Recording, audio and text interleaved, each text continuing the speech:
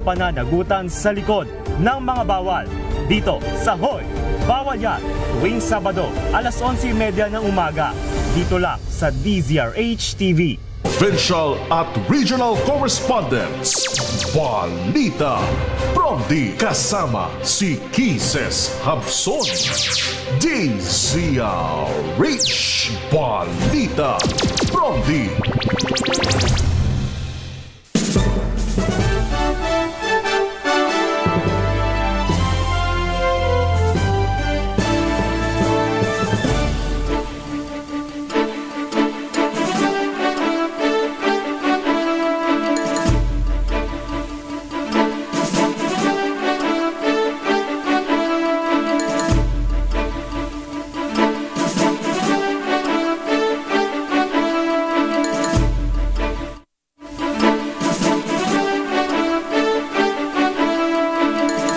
Magandang umaga Luzon, Visayas, Mindanao, Pilipinas.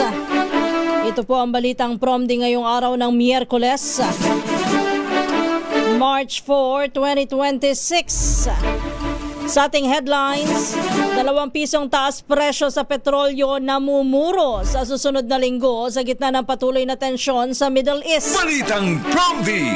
Emergency power hihilingin ni Pangulong Bongbong Marcos sa Kongreso para bawasan ang excise tax sa langis. Balitang Promdi! 2 impeachment complaints laban kay Vice President Sara Duterte. Pagbobotohan ngayong araw kung sufficient in substance. Balitang Promdi! Naramdamang pagnanasa kay Ann Curtis. Ikinwento ni Congressman Suntay sa gitna ng pagtalakay sa impeachment ni Vice President Sara. Ilang kongresista nairita. Balitang Promdi! Dating Health Secretary Alfredo Bangzon pumanaw sa edad na 90. Balitang Promdi! 2 patay, 3 sugatan sa pagbagsak ng isang helicopter sa Pililla, Rizal. Balitang Promdi! Yan ang ulo ng ating mga balita dito po sa ating Balitang Promdi. Ito po ang inyong lingkod, Kisas Habson, para sa DZRH, una sa Pilipinas, una sa Pilipino. At ngayon sa detalye ng ating mga balita.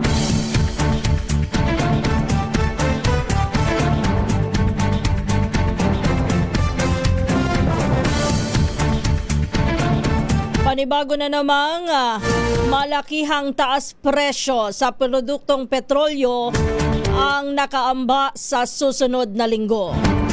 Sa panayam ng DZRH, kay Oil Industry Management Bureau o sa Department of Energy, bagamat wala pang katiyakan pero posible na pumalo hanggang sa 2 piso ang taas presyo ng petrolyo sa mga susunod na linggo dahil sa bakbakan sa pagitan ng Iran at Amerika at Israel. Apektado rito ang trading, lalo't may ilang barko ang ayaw munang dumaan sa Strait of Hormuz na maaari nilang makaapekto sa supply sa pandaigdigang merkado. Sa nabanggit na lugar, dumaan ng 20% o dumaraan ng 20% ang global supply ng langis at liquefied natural gas patungo sa mga consumer.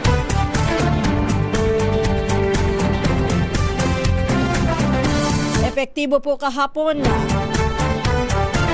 Tumaas ng 1 peso and 90 centavos o 2 piso ang kada litro ng gasolina, 1 peso and 50 centavos sa kada litro ng kerosene at 1 peso and 20 centavos sa kada litro ng diesel, at posibleng magkaroon ng panibagong 2 pisong taas presyo sa susunod na linggo.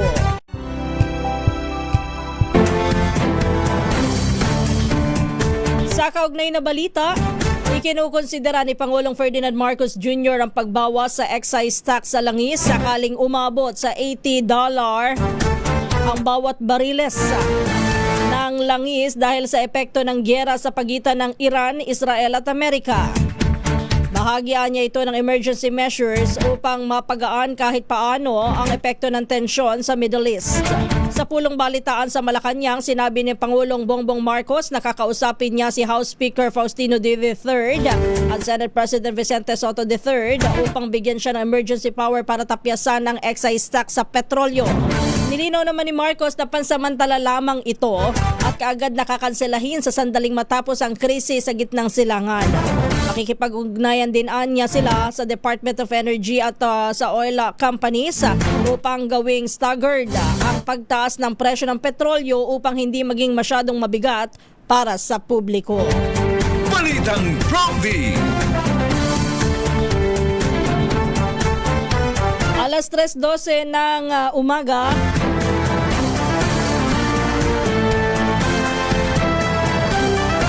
Standby lang Freddy Fajardo, nakikiisa naman ang liderato ng Kamara sa layunin ni Pangulong Bongbong Marcos na protektahan ng mga mamamayan sa pagtaas ng presyo ng petrolyo sa world market resulta ng krisis sa gitnang silangan. Ayon kay House Speaker Faustino D. III, makikipag-ugnayan ng Kamara sa Senado para pag-aralan at kung kinakailangan ay amyendahan ang batas. Ito ay para mabigyan ng Pangulo ng sapat na kapangyarihan na maibaba ang excise tax sa langis sa tuwing may matinding oil price hike.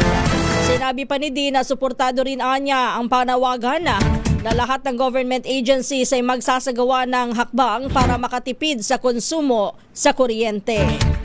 Balitang Prompty.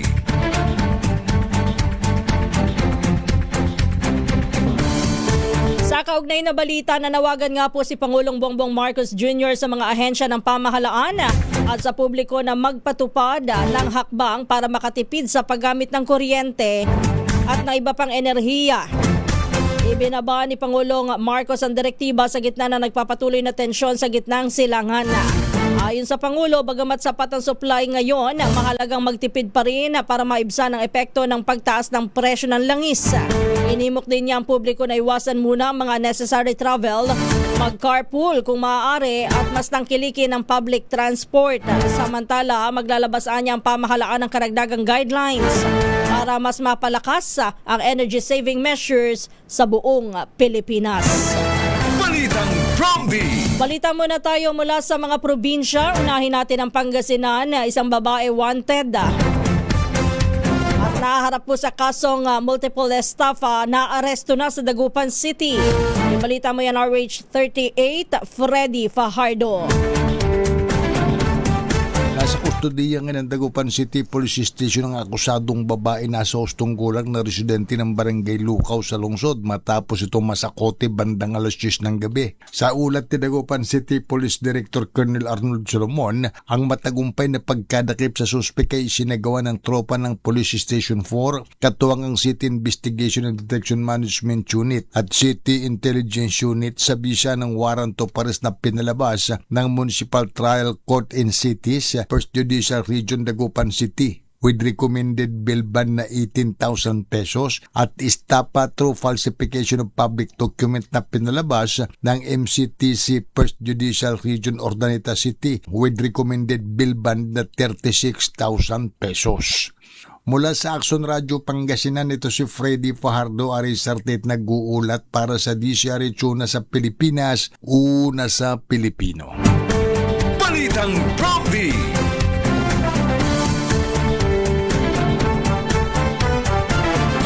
Samantala sa oras na alas 3:15 ng umaga, nakikiisa naman ang Philippine National Police sa direktiba ni Pangulong Ferdinand Marcos Jr. na magtipid sa enerhiya sa gitna ng pabago-bagong presyo ng langis dulot po ng krisis sa Middle East. Ayon kay PNP Chief General Jose Melencio Nartates Jr., ipatutupad ang mga hakbang tulad ng mas maayos na pag-deploy sa mga tauhan at sasakyan, pagbabawas ng hindi mahalagang biyahe, mas paigtingin ang operational planning at vehicle pooling. Pinatasan din ang mga unit ng pulisya na repasuhin ang konsumo ng gasolina ng kanilang mobility assets upang makatipid sa gastusin.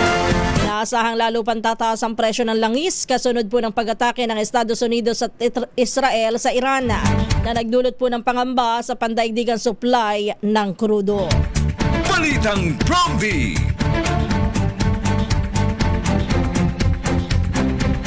Posible naman na magpatupad ng provisional fare hike ang Land Transportation and Regulatory Board sakaling umabot po sa 60 pesos ang kada litro naman ng petrolyo. Ayon kay LTFRB Chair Vigor Mendoza II, Sa ngayon na hindi pa makatwiran ang pisong provisional fare hike batay sa kasalukuyang presyo ng langis. Una nang humirit ng dagdag na 2 pisong dagdag sa pasahe ang mga operator ng jeep habang 50 sentimos naman sa kada kilometro ang hiling ng provincial buses. Habang humiling na rin ng 30 hanggang 40% na dagdag sa pasahe ang point-to-point bus operators.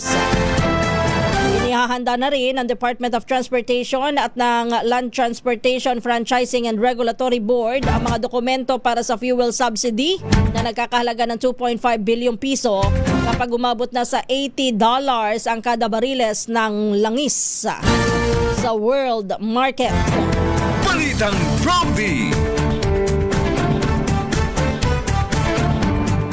Samantala, puntahan muna natin ang kinaroroonan ni Danny Kumilang, balita mula sa Central Luzon. Ang mga kawani ng Olongapo District Jail, male dormitory, nakiisa daw po sa paglilinis ng baybaying dagat sa San Antonio, Zambales. Ibalita mo yan, RH37, Danny Kumilang. Ng pamumuno ni Daryl Grisula, Acting District Jail Warden, nakiisa ang mga kawani ng Olongapo District Jail Mare Dormitory sa sinagawang Joint Coastal Cleanup Drive sa Barangay San Miguel, San Antonio, Zambales. Bilang patunay ng kanilang matibay na adhikain sa pangangalaga ng kalikasan at pagpapatibay ng ugnayan sa komunidad, aktibo silang nakibahagi sa paglilinis at pagpapanatili ng kaayusan ng baybaying dagat. Sa pamamagitan ng sama-samang pagkilos at maayos na koordinasyon, nakalikom ang grupo na kabuang 12 sako ng basura mula sa naturang lugar. Ipinapakita ng inisyatibong ito ang patuloy na pakikisa ng Bureau of Jail Management and Penology sa mga programang pangkalikasan, gayon din ang pagsusulong ng kamalayan at malasakit sa kapaligiran, lalo na sa hanay ng kabataan, upang mapanatili ang isang malinis, ligtas at kaaya-ayang pamayanan. Danny Kumilang, RH37, DCRH, una sa Pilipinas, una sa Pilipino.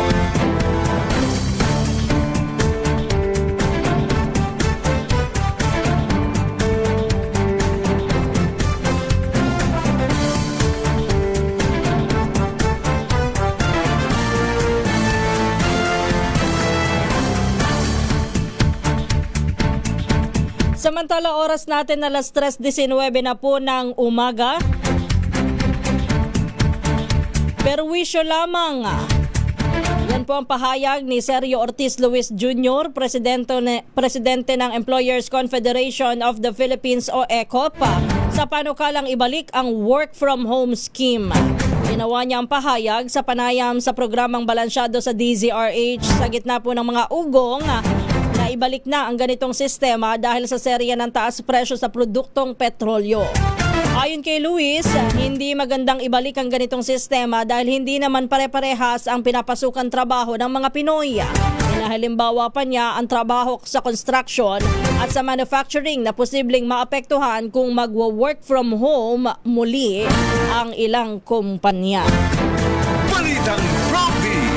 Pero simula ho noong magkaroon ho ng COVID pandemic hanggang sa makabalik na muli sa normal na sitwasyon ng Pilipinas, may mga ilang kumpanya na ho na nagpapatupad ng work from home scheme, lalo na kung ang trabaho ng isang empleyado ay pwede naman na sa bahay na lamang gawin. Sa pamamagitan ho niya na makakatipid sa pamasahe, gayon din ho ay makakatipid sa petrolyo, lalo na ho yung mga nagdadala ng sasakyan. At gayon din doon sa mga nagko-commute, malaki din ho ang matitipid at maging ang mga opisina kapag ho medyo bawas sa mga empleyado. Pero nasa bahay at nagtatrabaho, mababawasan pa rin. Biruin mo nga naman, kung nasa bahay ang isang empleyado halimbawa, gagamit pa rin naman ang kuryente kapag kaalis ng isang empleyado sa bahay nila. Bakit kanyo? Kasi meron pa rin naman mga matitirang tao sa bahay nila. Tapos pagpunta niya ng opisina, kukonsumo din ho siya ng kuryente. Kumbaga kahit pa paano makakabawas ho kung isang gamitan sa isang area, no? Pero kinukonsidera pa rin natin yung mga construction worker, yung mga nasa operational. Oo, talagang hindi pa pwede ang work from home scheme. Bagamat meron pa rin pong mga posisyon na ngayon na pa pwedeng sa bahay na lamang gawin. At nagiging produktibo pa rin naman ang mga empleyado. Siguro kanya-kanya yan. Kanya-kanya para sa mga employer. Depende nga ho sa industriya ng pinapasukan ng isang empleyado at pinatatakbo ng isang employer. Balitang Prompty. Alas 3:22 na po ng umaga. Standby lang Benji Anchoquia.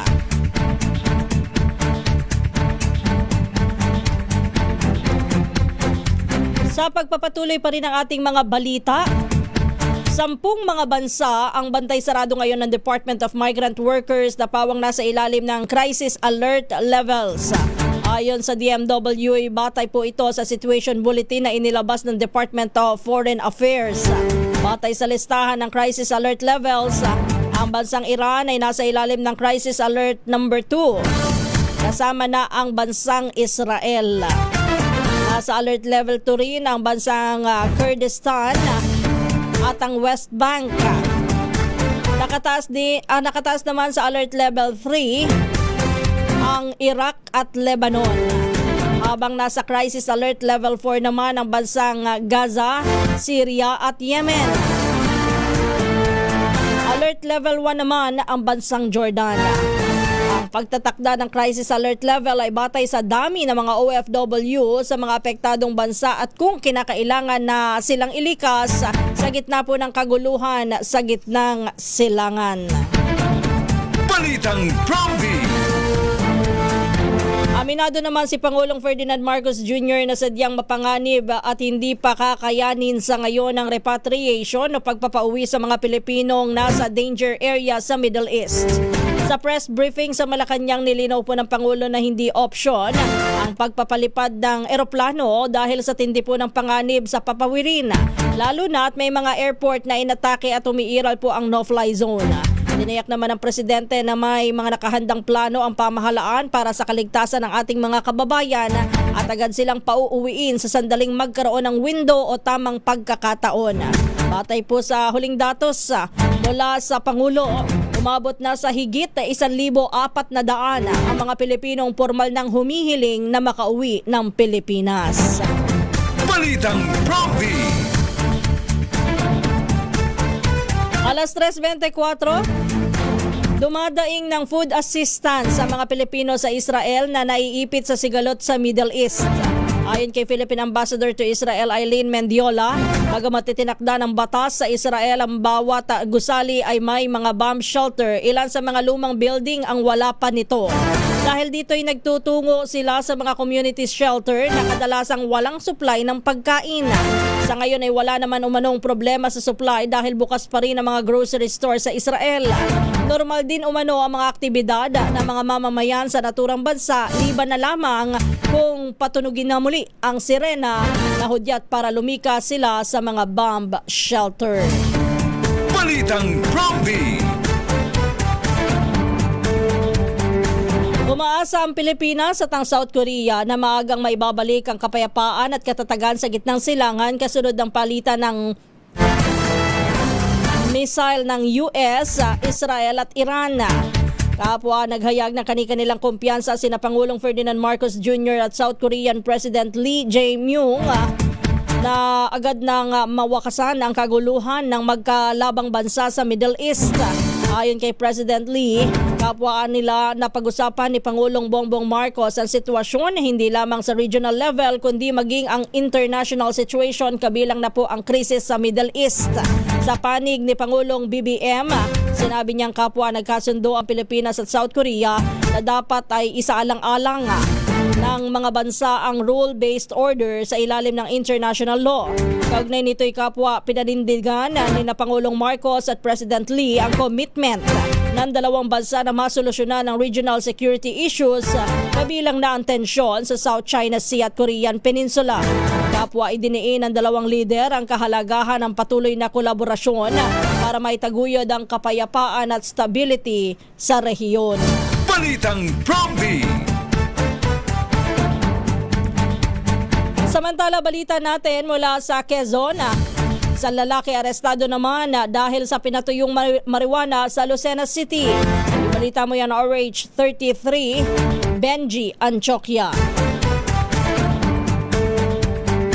Arestado ang isang lalaking drug suspect makaraang mahuli sa sinagawang drug bypass operation ng Lucena City Police kung saan nakuha sa kanyang pag-iingat ang mahigit sa 600 grams ng hinihinalang pinatuyong marijuana matapos pagbintahan ang isang asset ng PNP kung saan sa pamamagitan ng 500 piso bill kapalit ng marijuana. Batay sa report ng pulisya, kinilala sa alias Bong ang nasabing drug suspect at naninirahan sa Purok Baybayin 1 ng Barangay Ibabang Dupay at nasabing lugar. Nagkakahalaga naman sa 76,000 pesos ang nasabing marijuana. Naaresto ang drug suspect habang sakay ng kanyang single na motor at ngayon ay pansamantalang nakakulong na sa Lucena City Jail at kakaharapin nito ang kasong paglabag sa Republic Act 9165. Ito si Benji Anchokya nag-uulat para sa DZRH, una sa Pilipinas, una sa Pilipino.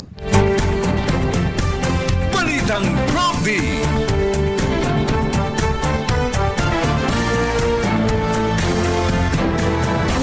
Pagbobotohan naman ngayong araw ang House Committee on Justice kung sufficient in substance ang impeachment complaint laban kay Vice President Sara Duterte. Yan ay matapos na magpasya ang panel na tapusin ang pagtalakay sa ikatlong reklamo laban sa Vice Presidente kahapon.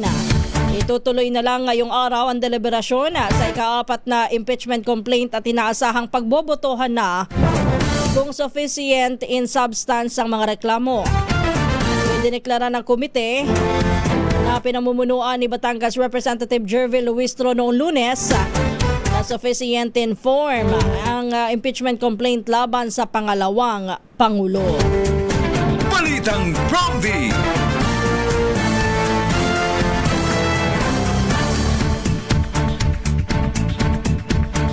Samantala, bahagyang nagkainitan sa pagdinig ng House Committee on Justice kaugnay ng pagtalakay sa impeachment complaint laban kay Vice President Sara Duterte.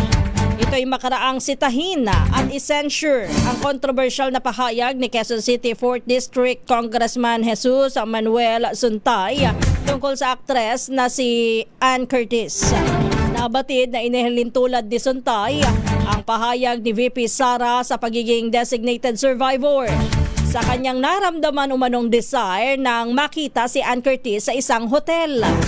Giit niya, wala umanong mali siya o imoralidad ang binanggit ni VP Sara tulad na lamang ng naramdaman niyang pagnanasa kay Ann na walaan niyang nilabag na batas.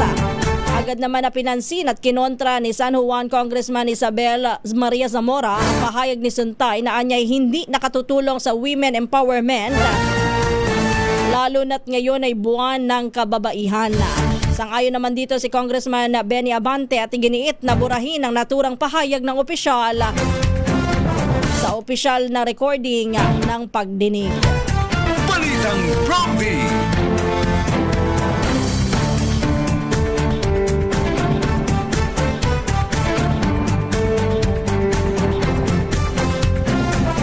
Samantala, pinagpa-public apology ni Gabriela Women Party List Representative Sara Ilago si Quezon City Representative Bong Suntay. Ayon kay Ilago, hindi katanggap-tanggap ang naging pahayag ni Suntay sa pagdinig ng House Committee on Justice ukol sa impeachment complaint laban kay Vice President Sara Duterte. Kwento ni Suntay sa hearing nang makita niyang sa isang mall, ang aktres na si Ann Curtis ay nagkaroon siya ng imahinasyon kung ano ang pwedeng mangyari. Inilago ang pagbabahagi ni Suntay ng imahinasyon tungkol sa isang babae, anuman ang dahilan ay tahasang pambabastos at pag-objectify sa kababaihan. Giit ng mambabatas, walang dapat na lugar ang sexism at objectification sa mga kababaihan, lalo na kung kagagawan ng mga public officials. Balitang Prompty. Inikayat din po ni Quezon City Mayor Joy Belmonte si Congressman Bong Suntay na mag-public apology kasunod ng kanyang naging pahayag sa pagdinig ng House Justice Committee kahapon. Sa pagdinig ng komite, ginamit po ni Suntay bilang halimbawa ang kanyang naging imagination nang makita niya sa isang mall ang kagandahan ng aktres na si Ann Curtis. Kwento ni Suntay, nagkaroon siya noon ng desire at nag-init dahil maganda pala sa personal ang aktres. Pero iginit niyang ito'y imahinasyon lamang. Ginamit na depensa ng mambabatas ang kanyang imagination para bigyan ng katuwiran ng biro o na biro lamang ang minsang naging imahinasyon din ni Vice President Sara Duterte nang sumagi sa isip nitong pugutan si PBBM. Giit ni Mayor Belmonte, direktang sumasalungat sa diwa ng Women Empowerment ang naging pahayag ni Suntay. Kapilapan nito sa mambabatas, akuin ang pananagutan, magsorry sa kanyang naging pahayag at kumilos ng may dangal at naaayon sa katungkulan. Balitang Prompty.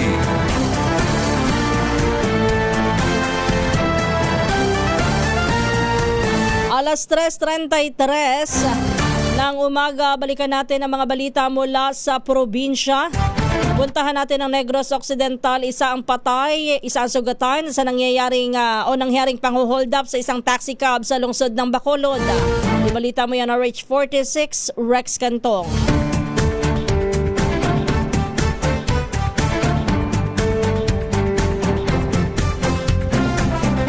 Balitang Patay Prompty. ang isang umano'y hold-upper habang sugatan ng isa pa nitong kasamaan matapos na puruhan ng mga responding kapulisan sa nangyaring pang-hold up sa isang taxi driver sa Rojas Avenue, Barangay 40, lungsod ng Bacolod. Ang namatay kinilala lamang na si alias Ferdinand, nagtatrabaho bilang truck driver, residente ng Barangay 28 at sugatan naman ang kasama nitong si alias Benji, 31 anyos, pahinante, residente ng bayan ng Calatrava, Negros Occidental.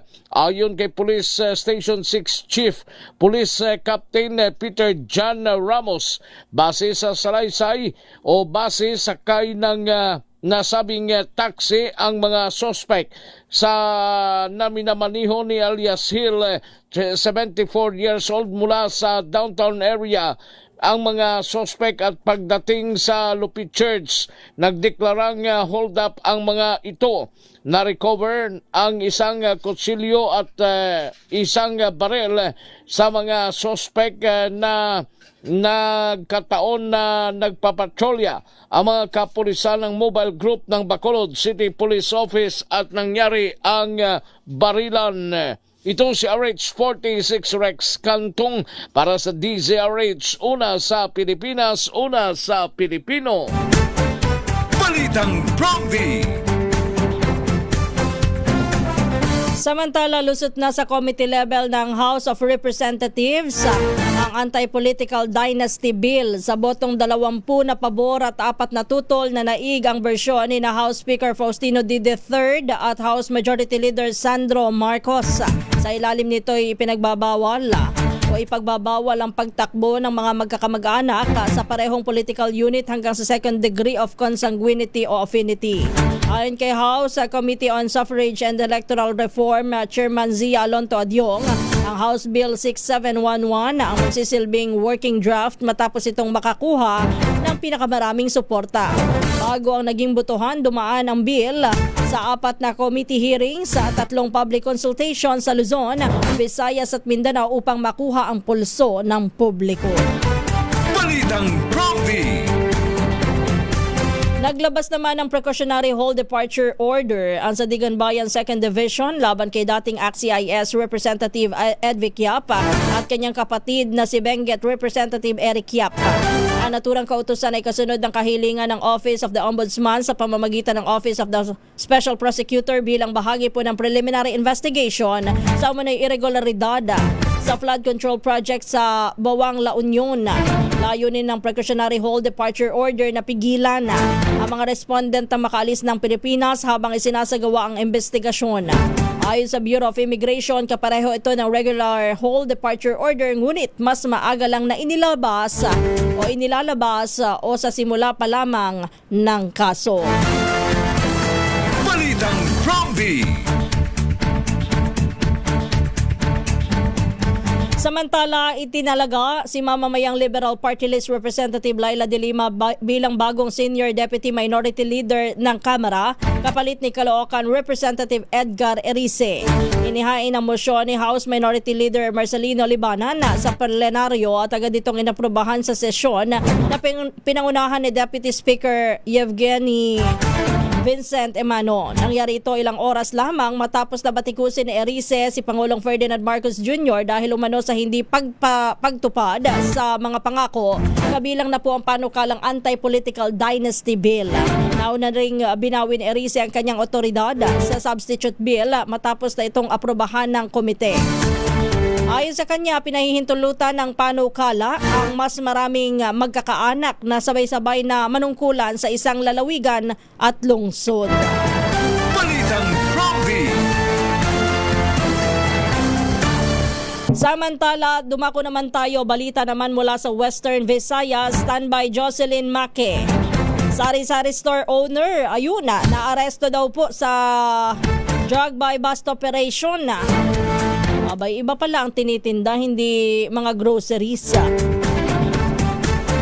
Yan po yung nangyari sa Iloilo City. Balita mo yan, Jocelyn Make ng Action Radio Iloilo.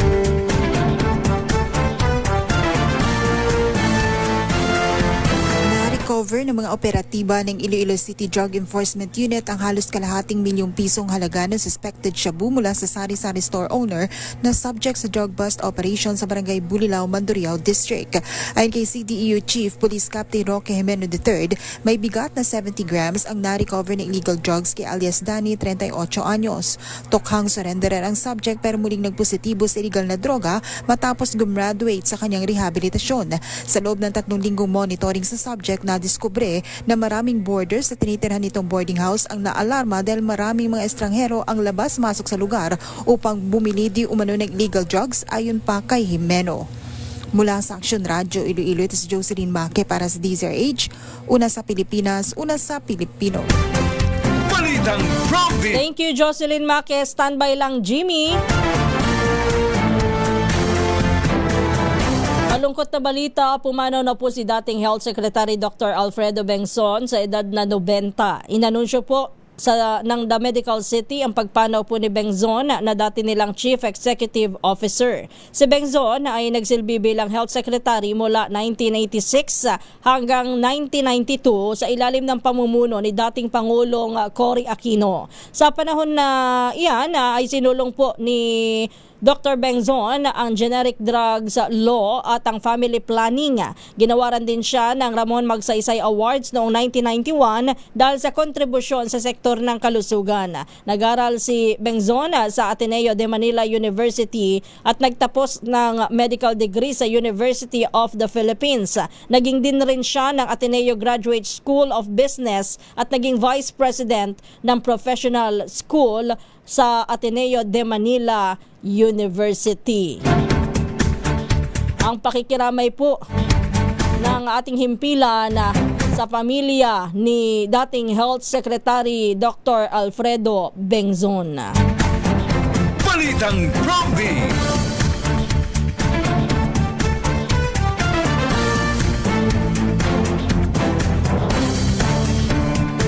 Nahaharap naman sa panibagong kasong unjust vexation at cyber libel ang kontrobersyal na vlogger na si Norman Mangusin alias Francis Leo Marcos. Ang Ang reklamo ay inihain ni NAPOLCOM Vice Chairman at Executive Officer Rafael Vicente Calinisan sa Quezon City Hall of Justice. Sinabi po ng opisyal na kanyang ginawa ang hakbang para mabigyan ng hustisya ang mga OFW at karaniwang mamamayan na di umano'y nalinlang at naperahan ni Mangusin. Kasama ni Calinisan sa paghaharap ng demanda si LTO Chief Assistant Secretary Marcos Lacanilaw na nagpaplano ding magharap ng hiwalay na kaso laban sa vlogger na gumagamit din nga ng alias na Francis Leo Marcos. Si Mangusin ay inaresto noong February 24 dahil sa kasong unjust vexation at iniharap din po ng isang vlogger. Siya ay pansamantalang nakalaya matapos na makapaglagak ng piyansa. Balitang Prompty. Samantala, balita muna tayo dyan sa Eastern Visayas. Isa namang senior citizen na nakaupo lang sa harap ng sari-sari store ay nagsasaksak, patay daw po dyan sa Ormoc City sa Leyte. Ibalita mo yan na RH32 Jimmy Angay-Angay. Isang senior citizen na nakaupo sa harap ng sari-sari store pinagsasaksak nasawi sa syudad ng Ormoc. Kinilala ng PNP ang biktima si alias Rome, 75 anyos, residente ng Sitio Cruising, Barangay Dumunar, Ormoc City. Nakilalang sospek naman na si alias Dado, 63 anyos, kabarangay ng biktima. Nanggaran sa dito sa Sitio Cruising, Barangay Dumunar, Ormoc City. Sa investigasyon ng PNP ang biktima ay nakaupo sa harap ng tindahan ni alias Mary nang dumating ang sospek at dito agad sinaksak sa kaliwang bahagi ng tiyan ang biktima. Nang bumagsak ay pinagsasaksak pa uli hanggang sa mamatay. Agad naman naaresto ng kapulisan ng sospek at ang patalim na ginamit sa krimen ay nakumpiska. Sa kasalukuyan inahanda na ang pagsampa ng kaso laban sa sospek na si alias Dado. Mula dito sa DYVL Action Radio Tacloban, ito si RH32 Jimmy Angay-Angay para sa DZRH. Una sa Pilipinas, una sa Pilipino. Balitang Prompty. Patay naman ang 2 katao habang 3 ang sugatan matapos na bumagsak ang sinasakyan nilang Bell 505 helicopter sa Upper Barak, Barangay Quisiao sa Pililla, Rizal kahapon ng umaga. Ayon kay Mayor Jan Masinsin, isang Malaysian national ang nasawi on site habang isa ang dead on arrival sa ospital. Sa ulat ng Civil Aviation Authority of the Philippines o CAAP, patungong Quezon ang chopper galing sa Metro Manila. 5 ang kabuang sakay ng helicopter kasama na ang lisensyadong pilotong patuloy po na nagpapagaling habang 2 foreign national din ang nasugatan. Sa ngayon, nagpapatuloy pang investigasyon ng kapulisan at ng CAAP sa naturang insidente. Balitang Prompty. Samantala, balita muna tayo sa Northern Samar. Standby Jane, galit bantayan ang Bureau of Fire Protection dyan sa may Katarman. Tiniyak daw po na walang mangyayaring lagay system sa pagsasagawa ng inspeksyon sa mga establishmento ng Katarman. Abay, ngayon nga po pala ay Marso. At ito ay tama ba? Ngayon ay Fire Prevention Month din. Alas 3:45, go ahead, RH34 Jane, galit bantayan. Sa pagdiriwang ng Fire Prevention Month ngayong buwan ng Marso, ay tiniyak naman ng Bureau of Fire Office Katarman ang pagsunod ng mga establishmento sa nasabing bayan sa pagpapatupad ng fire code na nasabing opisina. Tiniyak ni Katarman Fire Inspector Adrian Dakot ng Bureau of Fire Office Katarman na walang nangyayaring anomalya o irregularidad sa pagsasagawa ng inspeksyon sa nasabing mga establishmento. Pabor para sa opisina ng Bureau of Fire Katarman ang pagkakaroon ng body camera sa ginagawang inspeksyon upang maging transparent at upang mapatunayan na hindi nagaganap ang lagay o pagtanggap system mula sa nasabing establishmento. Bagamat nangyayari ang palusot na sistema kapalit ang certificate mula sa nasabing opisina ng fire, ngunit tiniyak naman ng opisyal na hindi ito mangyayari o wala ito lugar sa bayan ng Katarman. Dayon pa man, nagpapatuloy naman na bukas ang opisina sa investigasyon kung mayroong mga reklamo. Mula sa Aksyon Radyo Katarman, RH34 Jane Galit Bantayan ng DZRH. Una sa Pilipinas, una sa Pilipino. Balitang Bromdy! Maraming salamat, Jane. Standby lang, June Soter. Tukoy na ng pulisya ang isa sa suspects na nasa likod ng umano'y hazing na ikinasawi ng isang 19 anyos na college student sa Cavite. Batay sa report, kinilala ito bilang si Elias JM na nagmaneho po ng sasakyan nang dalhin ang biktima sa ospital noong linggo. Una nang sinabi ng dalawang hindi pa kilala na lalaki na na-hit and run ng biktima na kinilalang si Ken, isang first-year maritime student. Makalipas lamang ang ilang saglit, umalis na ang dalawang lalaki, dala ang kanilang sasakyan. Sa isinagawang pagsusuri ng ospital, nakitaan si Ken ng ilang pasa sa binti at idineklarang patay bandang alas 3 ng hapon. Nagsasagawa na ng investigasyon ng mga otoridad at kung mapatunayan ay mahaharap po ang suspect sa Anti-Hazing Act of 2018. Balitang Bromdy! Balikan natin mga balita mula sa probinsya. Balita naman mula sa Davao.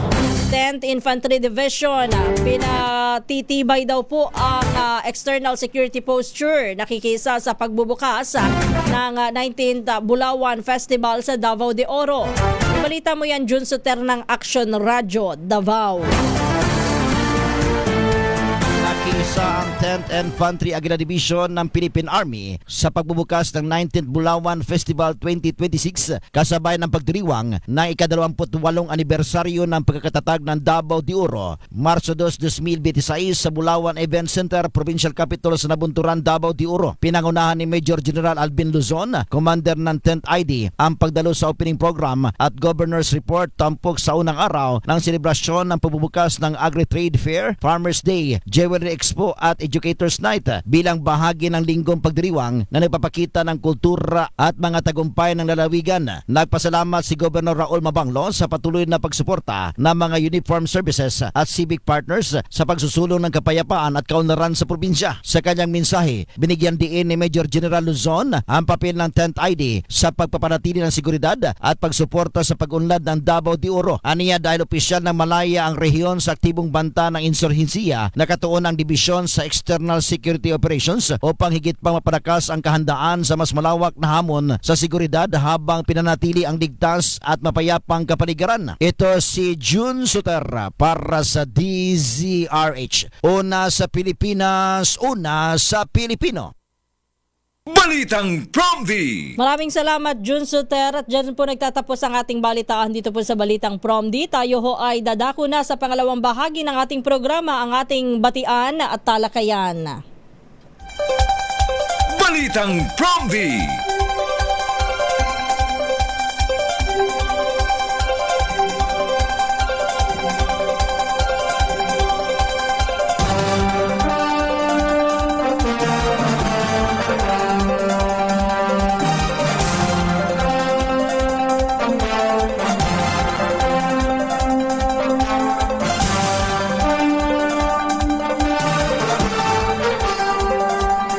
Isang magandang umaga po ang ating pagbati sa lahat ng mga nakikinig, nanonood at nakatutok ngayon. Sa ating programa, ito po ang Balitang Bromdy.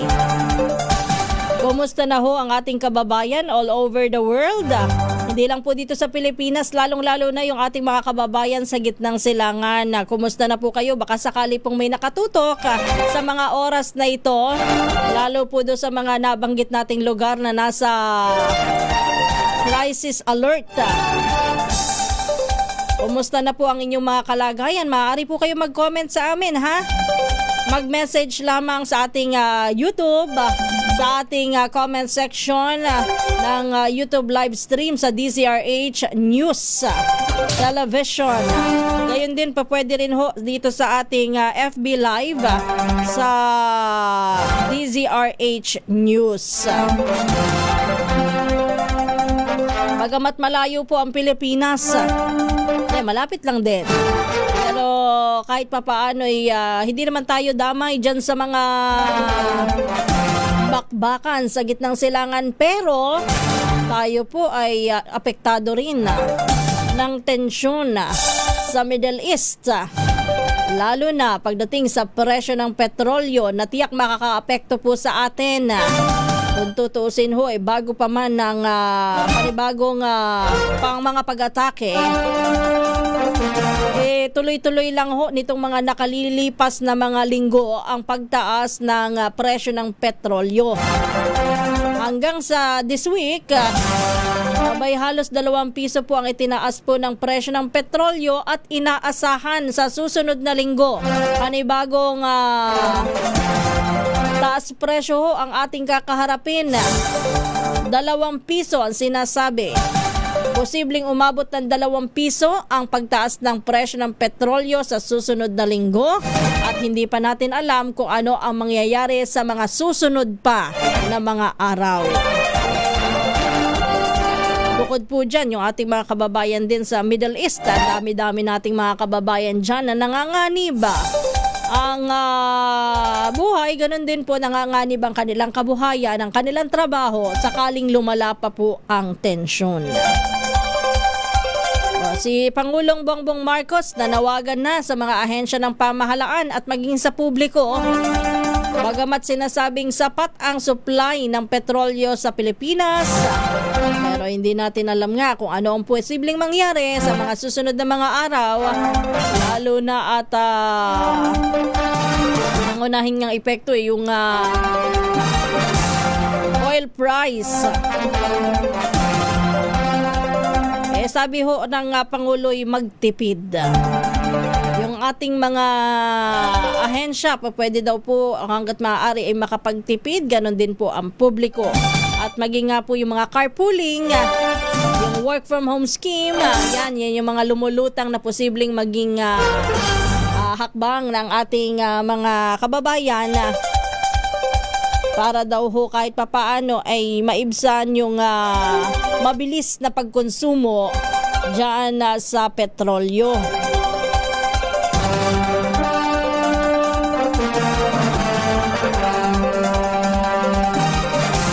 Kapag patuloy pa po ang pagtaas niyan, hindi lang ho ang mga may sasakyan ang apektado, tatandaan natin.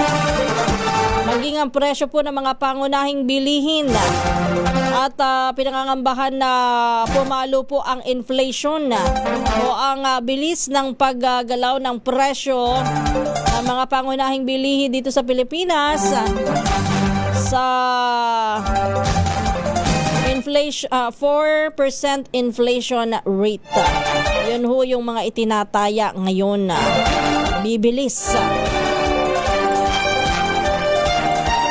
Kapag po ganyan lalo tayong mahihirapan mga kababayan. Ngayon pa nga lang, di ba, lagi nga natin sinasabi, ang hirap pa.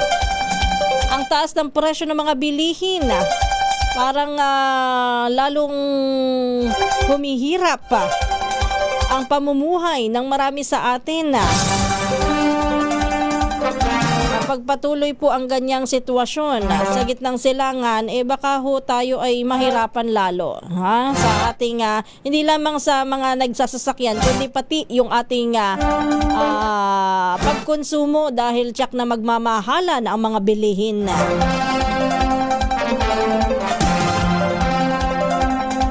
Alam mo, Totoy Mortel, yan din ang tanong ko. Abay magmulat sa puli, sabi niya, araw-araw po ba tayo yung maangkat ng petrolyo? Bakit po parang linggo-linggo na lang tumataas? Kaya dapat makausap talaga. Sa bagay, nagkaroon na daw po ng meeting ang Pangulo at ang Department of Energy sa mga oil companies. Dapat makausap ng masinsinan. Ang mga oil company, yan ba hindi pa pwede muna na ang pagtaas ng presyo, paggalaw ng presyo ng petrolyo, hindi ba muna maihinto? Pero lalo na ho ngayon, sa gitna po ng mga pangyayari sa daigdig. Yun nga hong tayo tahimik pa ng mga nakalipas na mga linggo, buwan, taon. Patuloy ho ang pagtaas ng presyo ng petrolyo, lalo pa kaya ngayon? Sabihin ng mga yan, hindi. Kung sakali man na kontrolin ng pagtaas, mabawasan lamang o staggered, pero hindi makokontrol. Anyway, let's hope for the best. Sana ay magkaroon na ng world peace, ika nga, Magkaroon na rin ng ceasefire Sabi ni Dante Buñol, wala na pong katapusan ang pagtaas ng gasolina. Isang magandang umaga muna kay John Raymond Sorsano. Good morning din ang ating pagbati kay June Oliveros ng San Jose del Monte, Bulacan. Homer Robiato, isang magandang umaga mula sa Pulong Yantok, Angat, Bulacan. Shout out sa mga tumulong dyan sa barangay Inuman, Las Navas, Northern Samar. Ano bang ginawa nila, ha? Homer Robiato. Good morning din ho sa mga taga-Solana, Cagayan.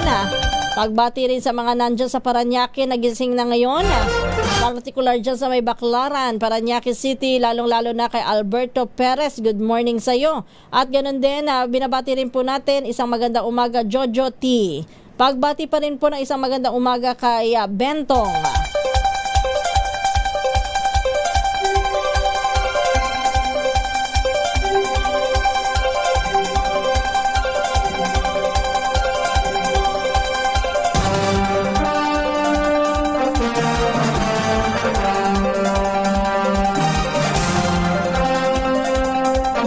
Bago sa iba pa nating mga pagbati, babatiin ko rin lang muna isang maligayang kaarawan sa Diyosa ng Karagatan.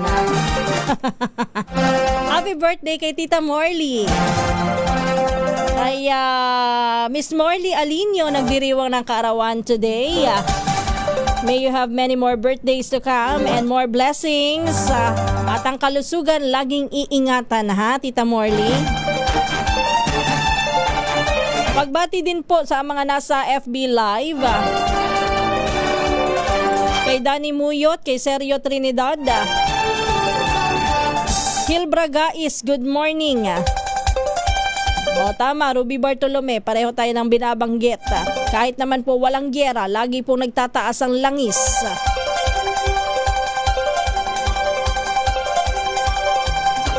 Reynaldo Rodriguez, good morning and happy birthday sa iyong tatay. Kay Tatay Turing Rodriguez, belated happy birthday po. Nagdiwang ng Karawan noong March 1. Miss Becky Tisuka, good morning. Ganon din kay Manuelita Espartines Donoso. Hindi na tayo masyadong magdidiscuss at bibigyan daan natin yung mga pagbati. Sabi dito ni Inor, siguro Ronnie Casas to. Ronnie Casas, good morning sa iyo mula sa Angeles City, Pampanga. Idol po siguro ni Congressman si SpongeBob. Malawak kasi ang kanyang imahinasyon. Kasi ba naman sa dinami-dami, sabihin na natin sa dinami-dami ng example sa talakayang ginagawa upang depensahan na naging pahayag noon ni Vice President Sara Duterte. Bakit naman kasi yung imahinasyon ni Congressman Suntay? Yun ang kanyang in-example. Natapat pa mismo sa Women's Month. Ay nako, minsan hindi na naiisip kung ano ang posibleng kahinatnan ng mga pahayag. Anyway, sana and hopefully bilang isang leader, makapag-sorry o mag-public apology itong si Congressman Suntay. Isabel Lopez, isang magandang umaga. Celso Arreglado Cosico, good morning. Reynaldo Rodriguez, isang magandang umaga rin po. At sabi niya, magdasal po tayo sa bansang may kaguluhan upang di na po magtagal ang kanilang di pagkakaunawaan. Abay, amen. Sa mga hindi ko po nabati, nako, pasensya na po, pero oras na para tayo magpaalam. Muli, maraming salamat po sa inyong lahat na sumama dito sa ating talakayan at sa ating balitaan dito po sa Balitang Promdi. Ito po ang inyong lingkod, Kisas Hobson. Susunod na si Kong Angel Palmones at magandang umaga, Pilipinas. Oras po natin eksakto alas 4 ng umaga. Good morning and happy Wednesday.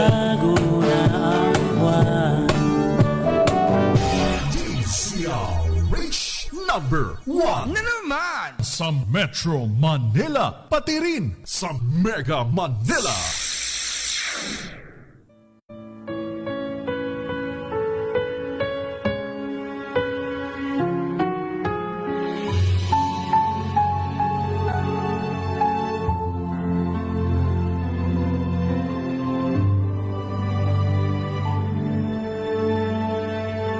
Ito ang oras ng panalangin. Panalangin para sa pamilya. Ang mga petisyon